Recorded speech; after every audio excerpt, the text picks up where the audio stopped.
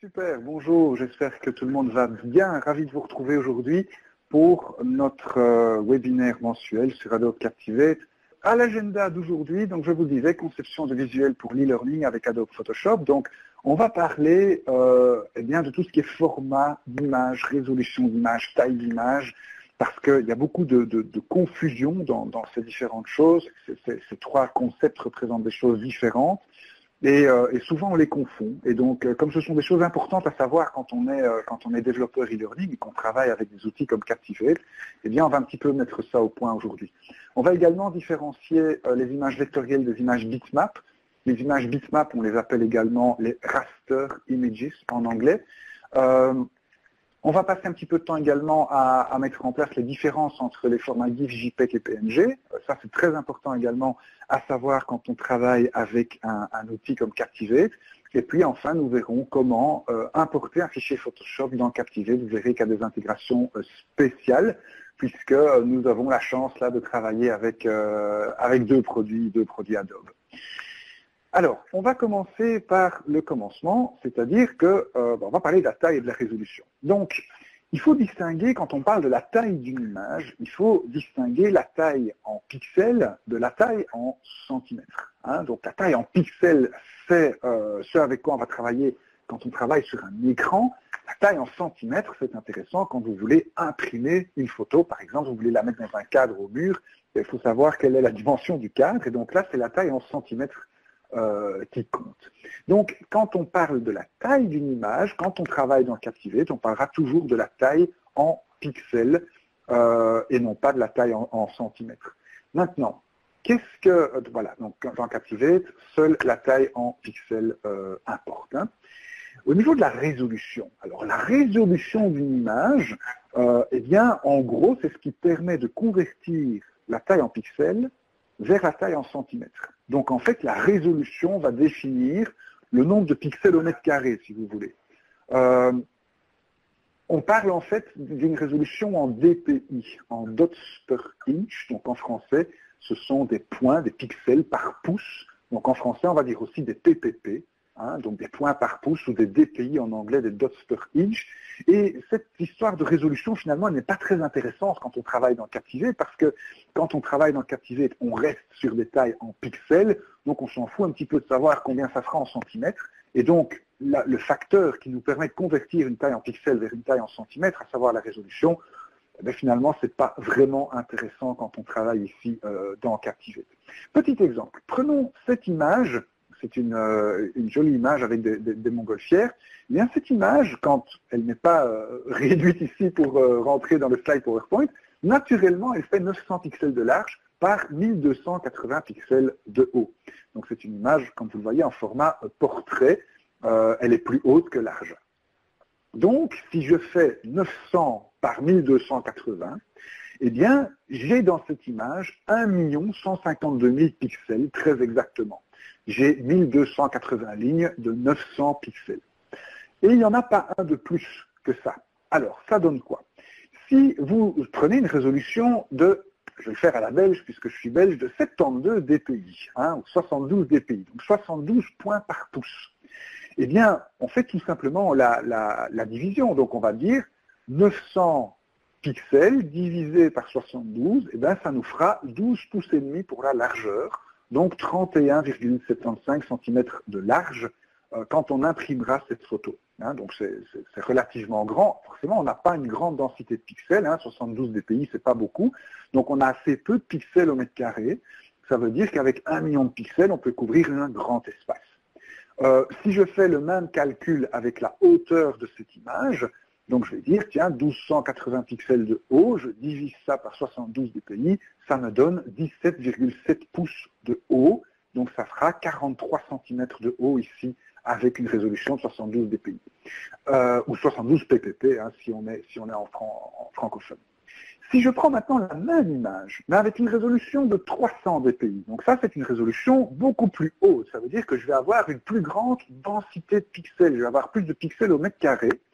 Eh bien, si je fais maintenant les 900 pixels de large et que je les divise par 300 dpi, eh bien, je vais obtenir exactement 3 pouces, soit 7 cm 62 de large. Et puis, si je fais le même calcul sur la hauteur, ça donnera 10 cm de haut.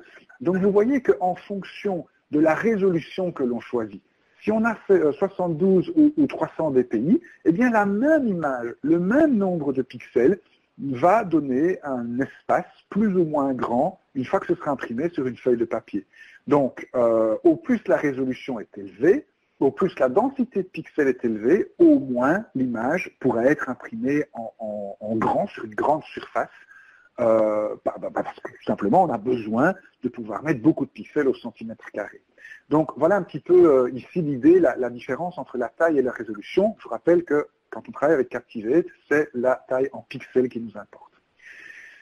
Alors, la résolution standard des écrans, eh bien justement, on a des écrans de 72 dpi, ce sont les anciens écrans. On a des écrans de 96, décidément, ils m'embêtent, hein, parce que c'est tous les chiffres qu'on dit différemment en belge. Donc, je vais dire 72 et 96, tiens, voilà. Donc, 96 dpi pour des écrans, je dirais des écrans classiques.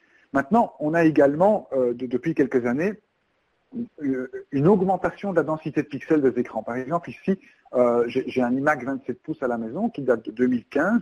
Eh bien, lui, tenez-vous bien, il a 192 dpi. Donc, c'est une densité de pixels beaucoup plus grande que les écrans classiques actuels. C'est ce que Apple appelle le Retina Display.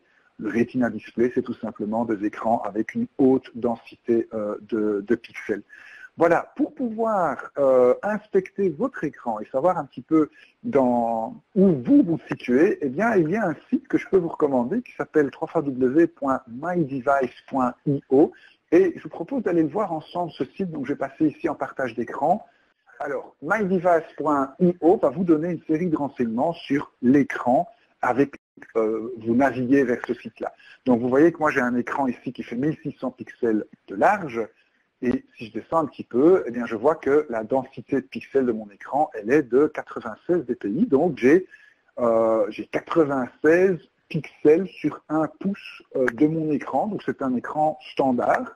En fait, c'est un deuxième écran ici qui est branché sur mon ordinateur. Donc, il a une résolution un petit peu moins grande que l'écran principal. Autre petite chose intéressante sur cette page, vous ferez l'expérience d'aller naviguer sur cette page, mydevice.io, avec votre smartphone, par exemple. Alors, vous aurez les renseignements sur la largeur de votre smartphone et également sur la densité de pixels de votre smartphone. Vous risquez d'être surpris parce que certains smartphones, à l'heure actuelle, ont des résolutions, donc des densités de pixels qui sont très élevées. Si vous descendez dans le fond de cette page, vous allez également avoir quelque chose de très intéressant, c'est la taille justement de différents smartphones et tablettes que nous utilisons et que nos apprenants utilisent pour naviguer vers nos sites, vers nos cours que l'on fait avec Captivate. Donc vous voyez par exemple que les iPhones, eh bien, elles ont une densité de pixels assez importante. Ici, on a un iPhone 7 et 8 qui a une densité de pixels de 192 points par pouce. Les plus récents ont même encore plus que ça, 288 points par pouce. Et puis si vous regardez d'autres modèles très connus, comme les Samsung Galaxy par exemple, eh bien on peut avoir des densités de pixels qui sont même encore plus élevées là sur les différents écrans.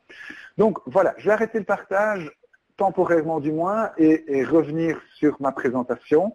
Voilà, on va garder cela en tête et on va maintenant eh bien, voir ce qu'il en est des images vectorielles et des images bitmap. Donc ça, c'est une autre partie, si vous voulez, un autre concept que l'on doit connaître quand on travaille avec des images. Alors, les images vectorielles, eh bien, elles sont composées de formes et de lignes. Ce sont des vecteurs, hein. Donc des formes, des courbes, des points, des cercles, des rectangles, etc., etc.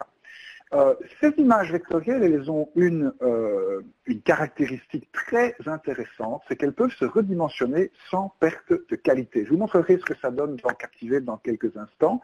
Et l'outil que l'on utilise pour réaliser ce type d'image, eh bien, c'est Adobe Illustrator, qui est en gros un logiciel de dessin vectoriel, hein. Donc ça, c'est pour les images vectorielles. Maintenant, les images bitmap, qu'on appelle également en anglais les raster images, eh bien, elles ne sont pas composées de formes et de lignes comme les images vectorielles. Ces images bitmap, elles sont composées de pixels. Et comme on en a déjà parlé, il y a un nombre délimité, un nombre fini de pixels dans chaque image, hein, qui dépend de la largeur et de la hauteur. Donc, cette image, comme elle a un nombre limité de pixels, eh bien, l'image va perdre en qualité quand on l'agrandit. Si vous prenez une image bitmap dans Captivate et que vous l'agrandissez, eh bien, en gros, vous demandez à chaque pixel de prendre un peu plus de place qu'un point. Et donc, au final, vous allez baisser la qualité de cette photo. Vous risquez de voir la pixelisation des photos. Donc, c'est pour ça que quand on fait des choix au niveau de la taille des images, on va toujours essayer d'exagérer la taille des images. On va faire des images un peu trop grandes. Comme ça, la seule chose qu'on pourra faire dans Captivate, ce sera réduire la taille de ces images. Et donc là, il n'y a pas de perte de qualité. Par du principe que s'il y a assez de pixels pour afficher l'image en grand, il y a aussi assez de pixels pour afficher l'image en petit. Par contre, l'inverse n'est pas vrai. Donc faites attention à cela. Ne prenez pas des images trop petites que vous agrandissez parce que vous allez avoir des problèmes. Et donc l'outil dans la suite Adobe qu'on utilise pour les images bitmap, eh bien c'est Adobe Photoshop. Donc si vous vous demandiez quelle était la différence entre Photoshop et Illustrator, eh bien maintenant vous le savez. Photoshop c'est pour les images bitmap, Illustrator c'est pour les images vectorielles. Alors sachant cela, prenons un exemple. J'ai ici eh bien, un carré avec un bord rouge et un cercle dedans. Alors, imaginons qu'à gauche ici, j'ai envie de représenter cette image sous forme d'image bitmap, c'est-à-dire d'une image qui contient des pixels. Eh bien, qu'est-ce que je vais avoir? En partant du coin supérieur gauche, je vais avoir un pixel rouge, un rouge, un rouge, un rouge, un rouge, un rouge, un rouge, un rouge, un rouge, un rouge, un rouge, un rouge. Hop, j'arrive à la fin de la ligne. Je repars, ligne numéro 2, encore un rouge, un rouge, un rouge, un rouge, un rouge, un rouge, un rouge, un rouge, un rouge, etc.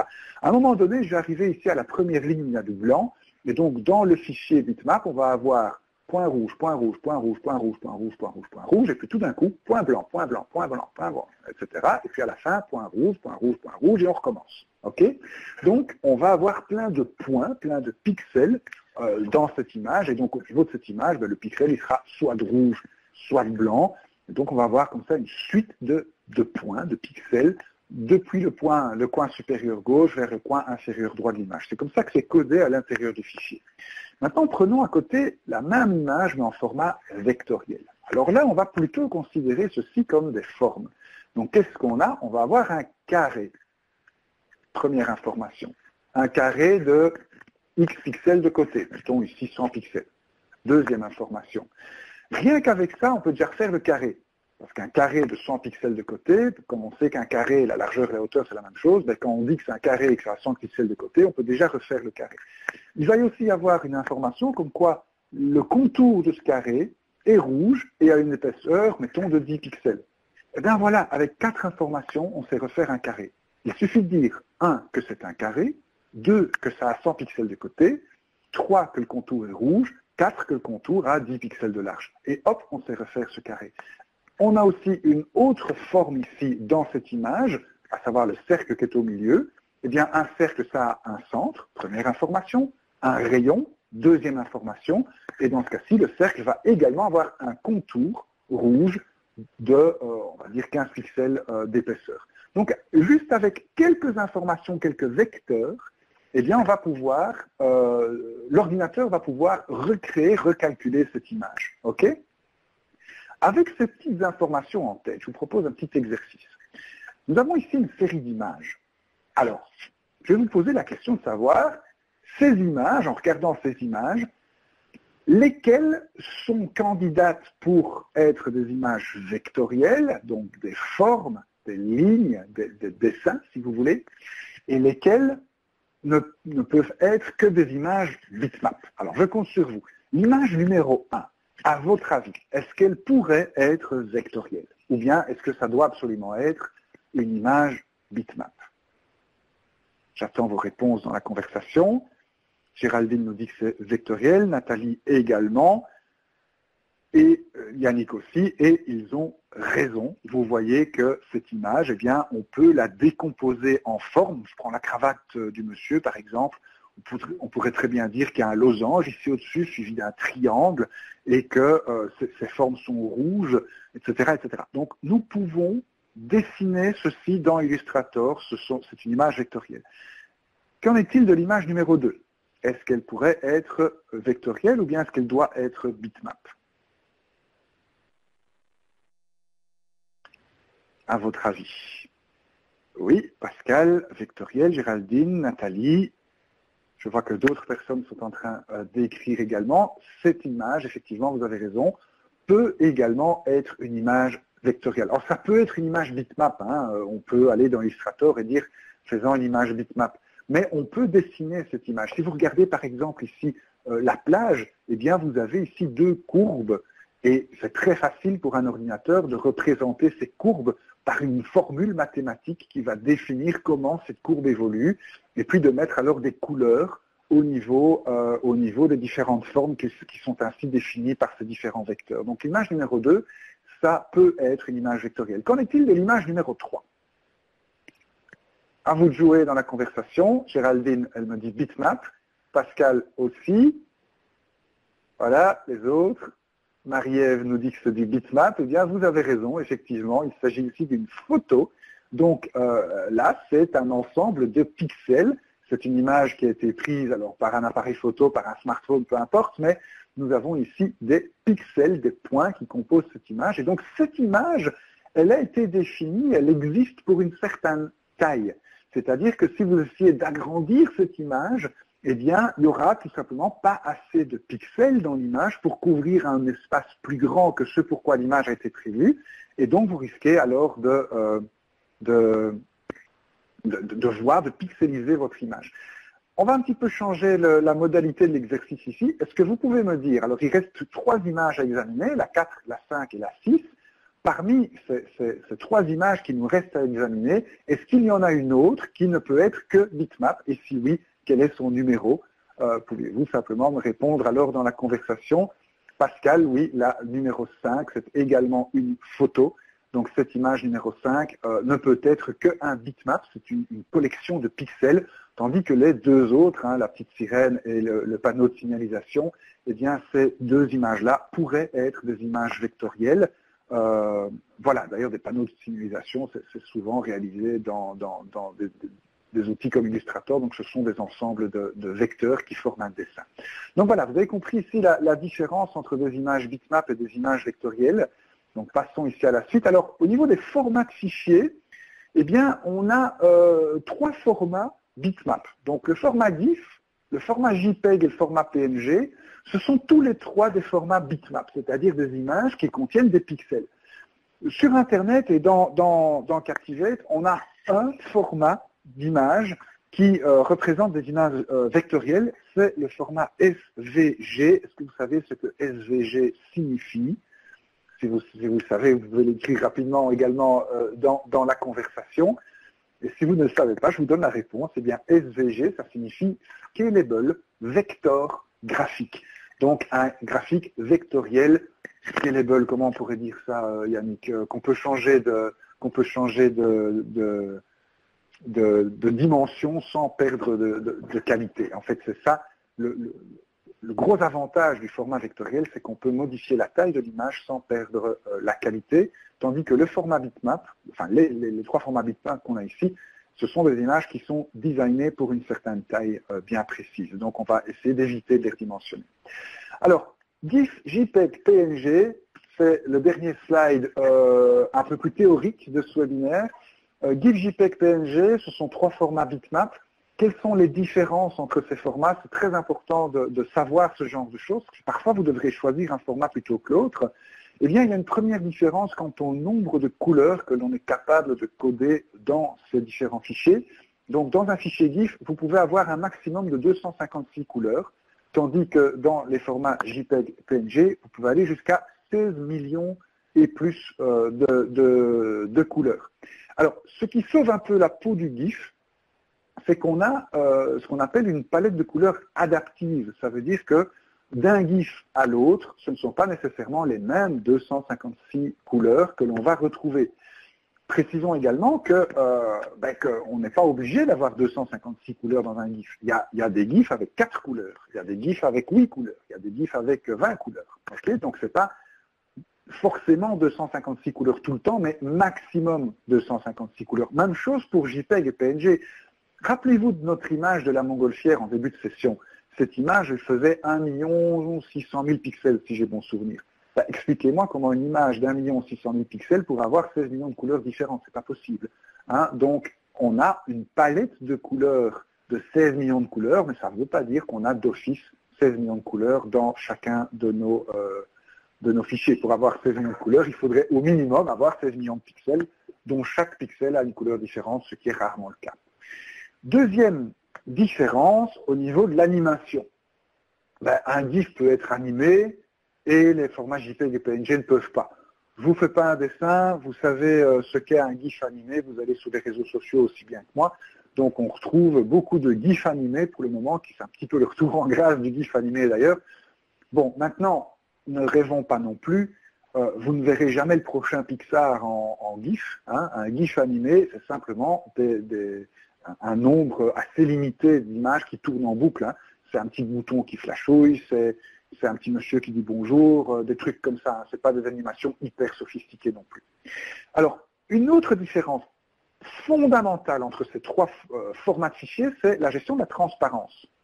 Alors, le plus facile, c'est le format JPEG à ce niveau-là. Dans un fichier JPEG, on ne peut pas avoir de pixels transparents. Donc, dans un format JPEG, tous les pixels ont une couleur et tous les pixels sont complètement opaques, donc ils masquent ce qu'il y a derrière. Okay. Dans un fichier GIF, on peut avoir une transparence, mais c'est ce qu'on appelle une transparence d'index. Alors ça veut dire quoi une transparence d'index?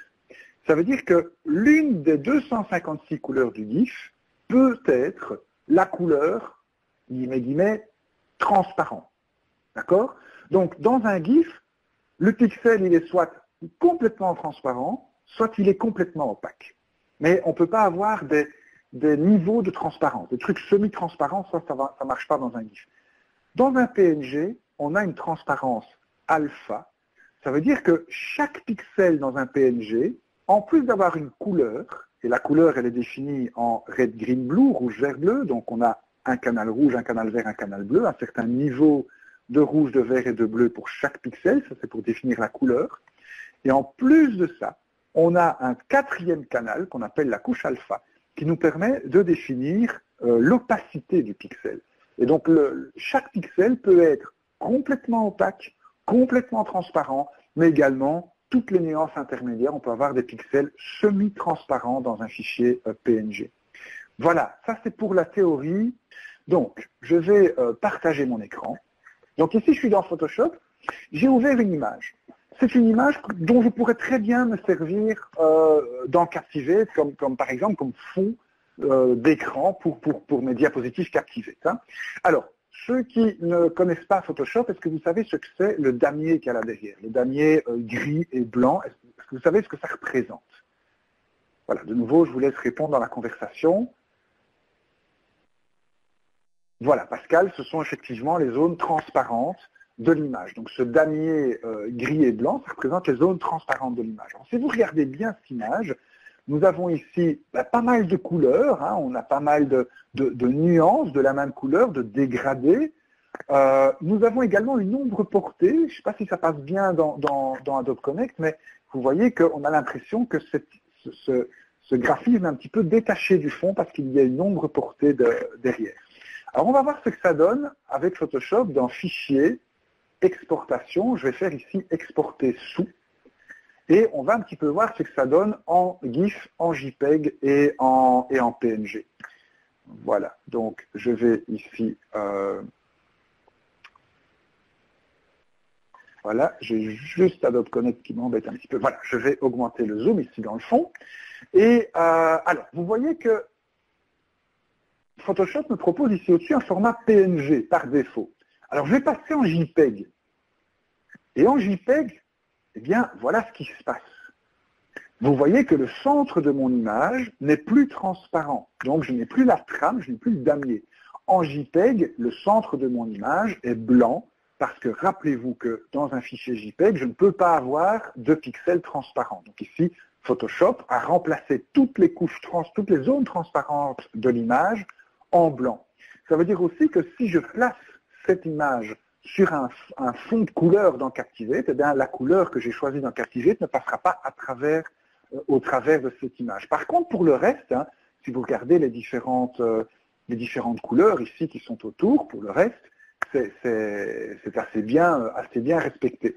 Remarquez également que le poids en en mégas de cette image ici sera de 2 mégas 2, donc c'est quand même relativement grand. Alors, Géraldine, est-ce que le JPEG remplace toujours les zones transparentes en blanc par défaut? Oui, dans Photoshop, c'est en blanc par défaut. Maintenant, on peut choisir la couleur, mais je vous avoue que je ne sais pas c'est où qu'on l'a choisi. Tout simplement parce que pour ce type d'image, on va pas choisir le format JPEG, on va choisir le format PNG, bien sûr. Donc la question à ce moment-là ne se posera pas. Hein, donc on va choisir le format JPEG pour des images, des photos en fait, hein, qui n'ont pas de zone transparente. Okay, alors, une façon de réduire le poids de cette image, ce sera de réduire également sa taille en pixels. Je sais que la taille par défaut d'une diapositive Captivate, c'est 1024 par 627. Donc je vais changer ici dans Photoshop la largeur d'exportation à 1024 pixels. Voilà, il va calculer automatiquement la hauteur. Et vous allez voir qu'une fois que Photoshop aura refait son calcul, voilà, ben, j'ai maintenant une image de 654 kg, donc c'est déjà beaucoup moins grand que précédemment. Et donc ça va me permettre d'avoir des tailles, des poids acceptables pour mon image. Au niveau du format JPEG, je peux également choisir le facteur de qualité. Et donc ici, si je baisse le facteur de qualité, je le mets très très bas, comme ça vous verrez bien la différence.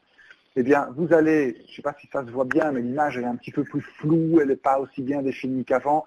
Vous voyez ça principalement ici au niveau des ombres. Regardez, si j'augmente ici la taille, vous voyez ici que les ombres les contours sont moins bien définis. Ça, c'est l'inconvénient. Par contre, regardez le poids de cette image, il ne fait plus que 30 kg. Donc ça, c'est encore plus facile à mettre dans Captivate et à transmettre sur Internet. Si j'augmente ici le facteur de qualité de cette image, je vais le mettre à 80%.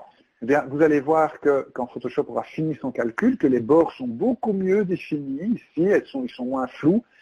Par contre, l'image, du coup, elle est plus grosse. Okay, donc, je vais revenir ici sur, voilà, sur un zoom un petit peu plus intéressant. Et on va voir ce qui se passe au niveau maintenant du format GIF.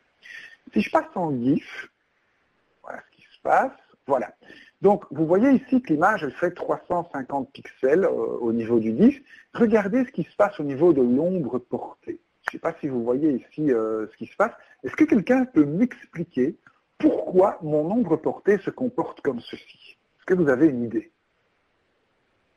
Vous voyez que j'ai pas une belle ombre portée, j'ai une espèce de tache blanche comme ça avec mon ombre portée. Eh bien, ça, c'est parce que le GIF, supporte la transparence, mais une transparence de type index. Ça veut dire que l'une des couleurs du GIF peut être la couleur transparente. Donc dans un GIF, le pixel, il est soit complètement transparent, soit complètement opaque. Et donc ici, pendant toute la durée de mon ombre portée, eh bien, comme je suis en GIF, je suis obligé de garder des pixels complètement opaques qui deviennent tout d'un coup complètement transparents ici au milieu. Donc j'ai de la transparence, mais c'est quand même pas méga top. Et puis si je vais regarder ici d'un petit peu plus près les différentes couleurs, eh bien vous allez voir, regardez, je vais repasser ici au niveau du JPEG, vous risquez, alors je ne sais pas si on le voit bien à travers Connect, mais il y a une différence. Regardez, j'ai encore augmenté ici le zoom. Regardez, on a l'impression ici qu'on a des taches de couleurs, hein, ici en format GIF, tandis que quand je repasse en format JPEG, eh bien, les couleurs sont beaucoup plus lissées. Je ne sais pas si ça se voit bien ici au niveau de Connect, mais donc, comme dans un GIF, on n'a que 256 couleurs, eh bien, on n'en a pas assez pour faire toutes les nuances ici quand on passe d'une couleur à l'autre, et donc on est obligé de faire des approximations. Regardez, ça se voit très bien, par exemple, ici dans l'ombre portée, vous avez des petites taches de couleurs comme ça, plusieurs pixels qui vont avoir la même couleur pour faire une approximation de dégradé. Mais on ne sait pas faire de beaux dégradés parce qu'on n'a tout simplement pas assez de couleurs dans le format GIF. On n'en a que 256. Donc, pour cette image, le meilleur format, ce sera bien sûr le format PNG qui allie le meilleur des deux mondes. Regardez, en PNG, eh bien, si je fais un zoom ici très important, vous allez voir que les couleurs sont bien définies. Le passage d'une couleur à l'autre se fait de manière fluide parce que j'ai 16 millions de couleurs à ma disposition, donc je n'ai pas de problème à ce niveau-là. Et regardez au niveau de l'ombre portée, elle est bien définie également, tout simplement parce que dans un PNG, eh bien, chaque pixel peut avoir un degré d'opacité qui va du complètement transparent au complètement opaque, mais en passant par toutes les nuances. Donc ça me permet ici de faire, vous le voyez, une magnifique ombre portée. Et donc Pascal, d'où l'intérêt d'un PNG pour les dégradés de couleur, oui, parce qu'on a 16 lignes de couleur, mais également, Pascal, pour les dégradés de transparence. Vous voyez ici ce que ça donne avec l'ombre portée. Est-ce que vous avez des questions là-dessus? Voilà, par contre, vous voyez que le petit problème qu'on va avoir ici, c'est que l'image, du coup, elle est plus lourde, hein, elle fait 1 méga, parce que on a toutes les informations sur la transparence des pixels en plus de la couleur. Voilà, je vais annuler ceci et je vais vous montrer une autre image. On va prendre le cœur qui se trouve ici. Voilà.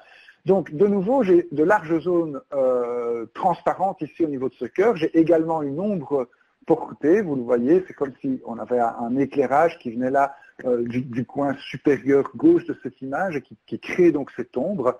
À votre avis, pour exporter ceci, GIF, JPEG ou PNG? Et pourquoi surtout? Alors, Géraldine me dit PNG, Pascal également. Alors, pourquoi le PNG? Ce sera pour la transparence. Donc, regardez, si je refais la même expérience ici, fichier exportation, exporter sous, Géraldine, à cause de l'ombre, effectivement, il y a une ombre et une transparence. Maintenant, si vous voulez regarder en PNG, nous avons un fichier qui fera 364 kg ici, donc c'est pas exagéré, mais c'est pas non plus hyper petit. Si vous mettez ça au format JPEG, eh bien, ça fera 271 kg, donc c'est un peu plus léger. Par contre, toutes les zones transparentes sont devenues complètement opaques, et donc Photoshop a mis du blanc à la place.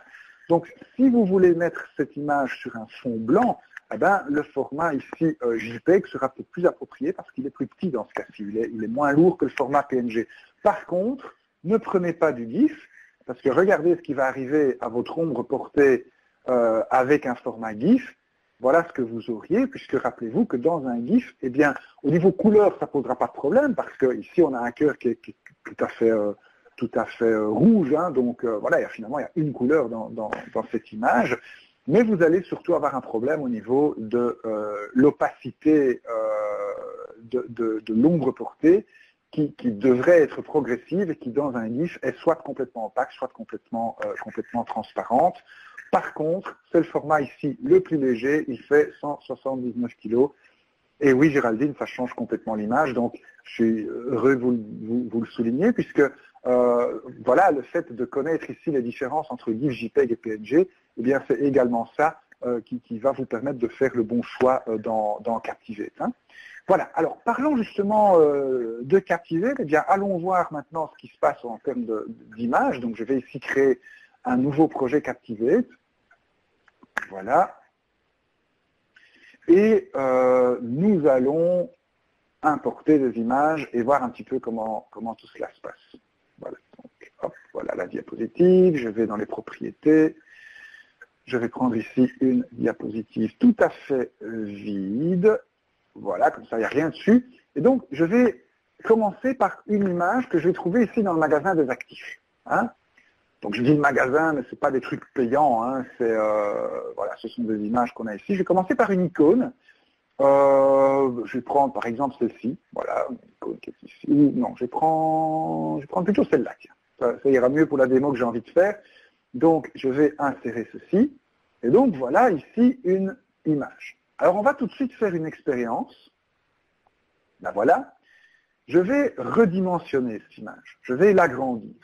Donc je vais me mettre ici sur le coin, enfoncer ma touche Shift, je vais l'agrandir, et vous voyez que une fois que je lâche le bouton de la souris, je vais le refaire plus lentement pour que vous puissiez bien le voir, parce que du coup j'ai changé la taille, voilà, je prends l'image d'origine.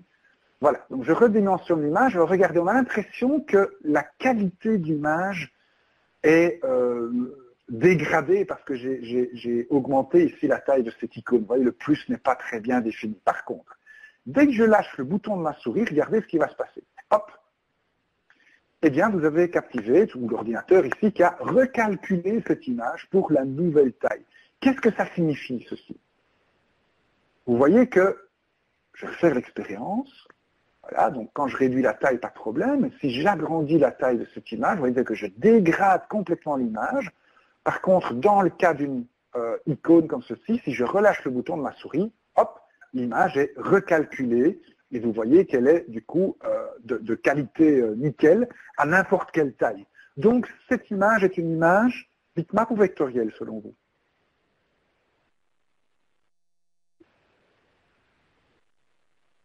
Je vous laisse le temps de répondre. Géraldine, vectorielle, bien sûr. On a dit, Yannick aussi, on a dit que l'avantage du vectoriel, c'est justement qu'on pouvait, que ça pouvait se redimensionner. Et donc, pour chaque, ce sera toujours de bonne qualité, quelle que soit la taille de l'image. Ça, c'est parce que cette image ne contient pas de pixels, elle contient des vecteurs. Et donc, l'ordinateur est capable de recalculer cette image pour n'importe quelle taille. Dans le cas du monde responsive dans lequel on se trouve, c'est-à-dire du fait qu'on va pouvoir éventuellement adapter la mise en forme de nos diapositives pour différents écrans, eh ben, les images vectorielles sont évidemment tout à fait intéressantes. Autre chose intéressante dans Captivate, si vous double-cliquez une image vectorielle, c'est le cas donc de cette icône, regardez, on va pouvoir isoler chaque vecteur. Je ne sais pas si vous le voyez ici, mais j'ai une première forme ici qui a été isolée avec une petite bordure bleue. Je peux isoler l'autre forme et je peux même changer directement dans Captivate la couleur de chacun de ces vecteurs. Ça, c'est une petite nouveauté de Captivate. Et donc, vous pouvez comme ça recolorier vos dessins vectoriels directement dans Captivate sans passer par Illustrator ou un autre logiciel. C'est particulièrement intéressant quand vous utilisez ces images, quand vous faites des différents états pour ces images. Hein. Donc vous pouvez changer la couleur de ces éléments dans un état particulier de l'image, et ça c'est particulièrement intéressant. Je vais vous montrer un exemple. Donc je vais mettre ici une diapositive vide. Alors si je veux insérer une image vectorielle, je peux aller ici dans Média et regardez, j'ai SVG et j'ai Image. Donc si je veux insérer une image, vous traduisez image bitmap, donc GIF, JPEG ou PNG. Ici, SVG, ce sera une image vectorielle. Donc je vais faire ceci. J'ai quelques images. Voilà, j'ai ici deux images SVG. Regardez, j'ai un avatar, par exemple. Hop. Eh bien, je vais insérer cette image. Voilà. Je vais la mettre. Alors, quand je vais sélectionner mon image, regardez, dans le panneau des propriétés, j'ai ici la possibilité, au niveau de la taille, d'ajuster cette image à la scène. Voilà. Et donc, j'ai ici une image vectorielle d'un avatar. Regardez, on va refaire notre expérience. Donc, je fais une toute petite image. Regardez, je l'agrandis très très fort. On a l'impression qu'elle est pixelisée. Pourtant, quand je lâche le bouton de ma souris, eh bien, puisque cette image est composée de vecteurs et non de pixels, eh bien, je vais pouvoir, donc l'ordinateur plutôt va pouvoir la recalculer pour sa taille. Regardez, comme c'est une image vectorielle, je peux, allez, regardez, c'est une image, donc on va l'utiliser en tant que bouton. Hein, c'est juste pour faire une petite expérience. Et donc, vous savez que quand vous faites un bouton dans Captivate, eh bien, vous avez automatiquement l'état rollover et l'état inactif qui arrive ici. Alors, j'allais dans l'état rollover. Je vais double-cliquer sur mon SVG. Je vais prendre ici, par exemple, le pull de ce personnage et je vais changer la couleur du pull de ce personnage. Voilà, il va avoir un pull orange dans l'état rollover et il va avoir dans l'état inactif. Je vais double-cliquer également sur cette image. Voilà. Et changer ici, je vais mettre par exemple, alors c'est inactif, donc on va lui mettre un pull gris dans l'état inactif. On va voir ce que ça donne, donc aperçu dans le navigateur, et vous allez voir que, eh bien, que cette image va changer de couleur en fonction de d'où se trouve ma souris et de si je clique sur ce bouton ou pas. Voilà, donc premier slide, deuxième slide. Donc regardez ici cette image, quand je passe l'image, vous voyez que l'image, le pull va changer de couleur. Hein, il faudra un petit peu de temps pour que l'image soit dans le cache du navigateur. Et puis quand je clique sur le bouton de ma souris, eh bien vous voyez que le pull change encore une dernière fois de couleur. Et c'est quand je relâche ma souris, eh bien que je vais exécuter l'action, à savoir ici passer, regardez, à la dia suivante, mais comme il n'y a pas de diapositive suivante, je suis resté sur la main. Voilà, donc ça c'est les images vectorielles. Maintenant au niveau des images bitmap dans Captivate, donc si je rajoute ici une diapositive de contenu, eh bien vous devriez vous devrez aller ici au niveau des images, donc média images, et là vous allez chercher votre image PNG ou votre image JPEG. Hein. Regardez, c'est ici qu'on va trouver JPEG, GIF et PNG, et voilà, donc on va pouvoir insérer ce type d'image. Voilà, je vais l'ajuster à la scène. Voilà, donc vous voyez ici que nous avons cette image qu'on a vue dans Photoshop qui est donc ici insérée dans Captivate. Remarquez que si je change la couleur d'arrière-plan de ma diapositive, eh bien comme j'ai affaire à un fichier PNG, cette couleur ici va passer dans l'image. Si ça avait été une image JPEG, eh bien on verrait ici l'orange sur le côté, mais le centre de ma diapositive serait resté quant à lui blanc. Donc c'est ça, c'est important de connaître la différence entre les deux, parce que dans ce cas-ci, imaginons que vous ayez un dégradé là derrière, eh bien ce sera absolument une image PNG dont vous auriez besoin. Ça va? Est-ce que vous avez des questions sur tout ça?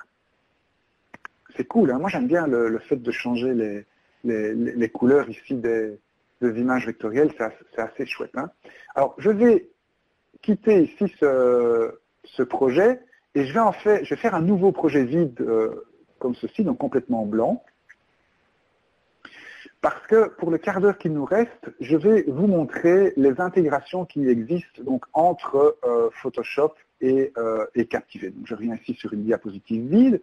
Je retourne dans Photoshop et je vais ouvrir un fichier. Cette fois-ci, c'est un fichier Photoshop. Est-ce que vous connaissez l'extension de fichier pour Photoshop? Hein, ce n'est pas du GIF, ce n'est pas du JPEG, c'est une extension, c'est l'extension PSD, effectivement. Donc, PSD, ça veut dire Photoshop document, hein, PS pour Photoshop, D pour document. Donc nous avons ici un document Photoshop, un document beaucoup plus complexe. Regardez, j'ai ici sur le côté le panneau des calques, je vais le détacher pour que vous puissiez bien le voir. Donc j'ai plein de calques ici qui sont à l'intérieur de ce document. Et vous voyez que nous avons, j'ai pris le temps ici également de répartir ces calques dans des groupes de calques. Par exemple, j'ai ici un groupe de calques qui s'appelle le footer. Regardez, je vais faire aller son petit œil, comme ça vous verrez ce que c'est. Hop, et donc ici, vous voyez que je peux afficher ou masquer mon footer. Mais mon footer, si j'ouvre ici ce petit dossier, est constitué de plusieurs éléments. Donc il y a d'abord le logo qui se trouve ici, il y a le rectangle sur lequel se trouve ce logo, et il y a également une bordure ici au-dessus. Voilà, donc j'ai plusieurs éléments que j'ai rassemblés comme ça en un seul élément. Ce que j'ai fait également dans ce fichier, c'est que j'ai fait ce qu'on appelle, je vais reposer mon panneau des calques ici sur le côté, j'ai fait ce qu'on appelle des compositions de calques. Alors, je vais vous montrer ce que c'est que des compositions de calques. Donc, dans le menu fenêtre, j'ai ici composition de calque. Et donc, je vais pouvoir, regardez, avoir plusieurs versions de mon image. Voilà, j'ai deux colonnes, j'ai juste l'entête complète avec les boutons, puis j'ai des boutons en français dans l'état up, dans l'état over, dans l'état down, j'ai les mêmes boutons en anglais, up, over et down. Alors comment on fait ça? C'est quoi des compositions de calque? Eh bien, regardez, je vais choisir ici une composition de calque, par exemple la première, hein, le content qui est ici au-dessus, et regardez bien les petits nœuds qu'on a ici dans le panneau des calques. Hop, ben regardez, une composition de calque, c'est tout simplement une configuration de petits nœuds ouverts ou fermés que l'on sauvegarde. Hein. Donc ces petits nœuds qui me permettent de, regardez par exemple ici, c'est le titre ici, un content title, que je fais clignoter. Donc ces petits yeux me permettent d'afficher ou de masquer différents éléments de mon fichier. Donc dans ce fichier, on a plusieurs calques, on a des groupes de calques, et alors on a des compositions de calques, c'est-à-dire qu'on a sauvegardé des configurations de nœuds ouverts ou fermés pour avoir différentes versions de l'image. Hein. Donc, sachant cela, je vais retourner dans Captivate. Non, je n'ai pas envie de sauvegarder. Et dans Captivate, nous avons dans le menu Fichier la possibilité d'importer un fichier Photoshop. Donc, je vais faire ça et je vais aller chercher mon fichier PSD qui se trouve ici. Voilà. Et donc, j'ai cette boîte qui arrive et qui me dit, voilà, que voulez-vous importer? Et vous voyez que je vais retrouver ici tous les calques et tous les groupes de calques de mon fichier Photoshop. Donc je pourrais choisir de ne pas importer l'entête, de ne pas importer ceci, mais de garder le footer. Vous voyez que je peux choisir pour chaque calque si je veux l'importer dans Captivate ou pas. Captivate va également reconnaître mes différentes compositions de calques. Par exemple, ici, regardez, on va retrouver le content, on va retrouver le title, et si vous regardez, quand je passe d'une composition de calque à l'autre, eh bien, je vais tout simplement ici changer les petites cases qui sont cochées, c'est-à-dire je vais changer les calques que je vais importer ici dans Captivate. Autre chose que je vais pouvoir faire, je vais pouvoir importer les calques ou une image aplatie. Alors si je choisis une image aplatie, regardez, je fais title image aplatie, je fais OK, et voilà, on va importer ici cette version-là de mon image. OK? Donc ça, c'est une chose. Maintenant, je vais mettre une diapositive vide supplémentaire, refaire l'importation de mon fichier Photoshop. Voilà, je prends le même fichier Photoshop. Cette fois-ci, je vais choisir d'importer le content.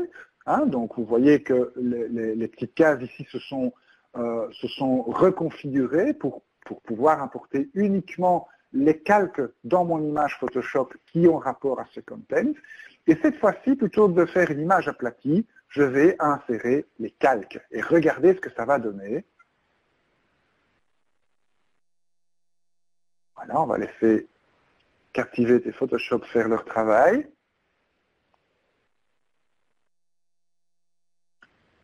Voilà, vous allez voir que donc, tous ces éléments, si je vais voir ici dans mon montage chronologique, eh bien, sont arrivés, chaque élément devient sa propre image. Donc chaque calque Photoshop est devenu une image ici dans Captivate. Ce qui me permettrait, par exemple, eh bien, de retirer ici le content title pour le remplacer par un vrai titre dans Captivate. Ça me permettrait également d'animer éventuellement tous ces éléments sur mon slide ici. Par exemple, je pourrais augmenter ceci, dire que ça dure jusqu'à la fin de la diapositive. Voilà. Par contre, la bordure, elle arrivera un petit peu plus tard, que mon logo arrive encore un petit peu plus tard, etc., etc. Donc, je pourrais ici animer tous ces éléments parce que ce sont des layers, donc des calques différents ici dans Captivate. Autre élément intéressant, si vous allez voir dans votre bibliothèque, eh bien, regardez, vous allez retrouver ici dans votre bibliothèque votre fichier PSD sous forme de dossier, vous le voyez. Et donc ici, vous allez retrouver toutes les couches, tous les calques de Captivate que vous avez, de Photoshop, pardon, que vous avez insérés dans Captivate. Ce qui est très intéressant, c'est que vous pouvez faire un clic droit ici et modifier le fichier source PSD. Voilà, vous allez tout simplement rouvrir ce fichier source ici dans Photoshop. Je vais changer quelque chose, par exemple, je vais prendre ici ce texte et je vais changer sa couleur, mettons, je vais mettre, je sais pas, je vais mettre autre chose comme ça, voilà, donc vous voyez, j'ai changé la couleur ici, je valide, je sauvegarde, voilà, au niveau de Photoshop, et quand je reviens dans Captivate, voilà, mise à jour du fichier PSD, vous voyez que ça se fait de manière automatique. Voilà, et regardez, quand je reviens ici sur ma diapositive de titre, eh bien mon titre a changé de couleur ici dans Captivate également. Donc ça, c'est ce qu'on appelle du round trip editing, ça nous permet de maintenir une synchronisation, si vous voulez, entre les deux fichiers. Autre dernière petite chose également au niveau de Photoshop, regardez, je retourne dans Photoshop, je vais revenir ici sur mon panneau des calques, et au niveau de mes compositions de calques, je vais vous montrer les différents boutons. Donc j'ai ici les boutons en français, et vous voyez que j'ai trois versions des boutons. J'ai la version up, j'ai la version over, j'ai la version down. OK? Alors, si je vais voir ces différents boutons ici dans mon panneau des calques, où se trouve-t-il? Eh ben, je ne sais plus. Où est-ce que je les ai mis, ces boutons? Voilà, ici. J'ai un calque qui s'appelle Quiz Buttons. Là-dedans, je vais avoir les différents boutons, donc le bouton Review, le bouton Retake, le bouton Preview, etc. Prenons le bouton Continuer qui se trouve ici dans le fond. Vous voyez, c'est le premier bouton que nous avons là, donc c'est le bouton que j'ai appelé Sécurité, je crois que c'est celui-là, Submit. Non, ça c'est envoyer. Ah, ben, prenons le bouton envoyer, comme ça on l'a repéré. Donc le dernier bouton qui se trouve ici, donc c'est celui qui est là. Regardez, si j'ouvre ici mon groupe de calque, je vais avoir le bouton en français et en anglais. Et au niveau du français, je vais avoir mes trois états. Et regardez le nom que j'ai donné à mes trois états. BTM submit fr down.png, BTM submit fr over.png. Pourquoi .png? Eh bien parce que comme j'ai des coins arrondis à mes boutons, j'ai envie d'avoir une espèce de transparence dans cet arrondi. Vous savez que seul le format PNG peut me donner ce type de transparence. Vous remarquez ici que j'ai donné donc à mon groupe de calque dans Photoshop, pour ça, il suffit simplement de double-cliquer et donner un nom, le nom du fichier que j'ai envie de créer. Hein. Ça, c'est très important. Et vous voyez que j'ai fait la même chose pour tous les boutons. Ici, par exemple, j'ai BTN Clear, French Down, BTN Clear, French Over, et chaque fois .png. Ça, c'est très, très important également. Pourquoi c'est très important? Je vais vous montrer où se trouve ce fichier sur mon système de fichiers. Donc, mon fichier, il se trouve ici. Regardez, j'ai là mon fichier PSD. Il se trouve dans un dossier que j'ai appelé Photoshop Webinar. OK? Alors, je vais retourner dans Photoshop et je vais faire tout simplement fichier. Voilà. Fichier générer fichier d'image. D'accord? Je fais ça. Je retourne sur mon système de fichiers et regardez ce qui s'est passé. Automatiquement, il y a un dossier qui est arrivé au même endroit, donc juste à côté du fichier PSD, il y a un dossier qui est arrivé. Et dans ce dossier, regardez, j'ai retrouvé toutes les images qui ont été générées à partir des noms que j'ai donnés dans le panneau calque de Photoshop. Donc j'ai ici mes trois versions du bouton continuer, j'ai plusieurs versions également du bouton envoyer, etc. Alors, au niveau, regardez, du bouton continuer que j'ai ici, je vais maintenant pouvoir l'importer dans Captivate. Voilà. Je crée ici un bouton tout court, comme ça. Là, il va arriver au milieu de ma diapositive. Je vais choisir ici un bouton d'image, OK? Et puis, avec le petit dossier, eh bien, je vais aller chercher là où j'ai exporté mes images, je vais aller chercher ici mon bouton continuer. Vous voyez que ce bouton, il existe en trois versions, et vous voyez que chacune des trois versions a exactement le même nom, à l'exception du suffixe ici, up, over et down. Up, ce sera la version normale du fichier, over, c'est la version quand je passe ma souris dessus, et down, ce sera la version quand ma souris est sur le bouton, et que le bouton de la souris est enfoncé en même temps. Regardez, je vais ouvrir n'importe laquelle de ces trois images, et Photoshop, plutôt Captivate, va retrouver ces petits jeunes. Regardez, j'ai ici mon bouton, avec mes trois états rollover. Regardez, il a utilisé l'image over pour le rollover, et il a utilisé l'image down pour l'état inactif. Donc ce bouton, il est déjà préconfiguré ici pour les trois états. Et j'ai su faire ça tout simplement ici en exportant, en générant, les fichiers d'image à partir de Photoshop et en donnant, rappelez-vous, dans mon panneau des calques ici au niveau de Photoshop, eh bien, le nom du fichier que j'ai envie de générer. Ça, moi, je trouve ça absolument génial. C'est un workflow qui est très intéressant et qui vous permet de gagner beaucoup de temps. Voilà, malheureusement, nous sommes déjà au bout de l'heure que nous avions à passer ensemble. Ça a passé très très vite ce webinaire aujourd'hui. Je n'ai pas vu le temps passer personnellement. Et Lélie, je vous rends la parole. Alors, merci beaucoup, Monsieur Brendonck, pour cette chouette présentation.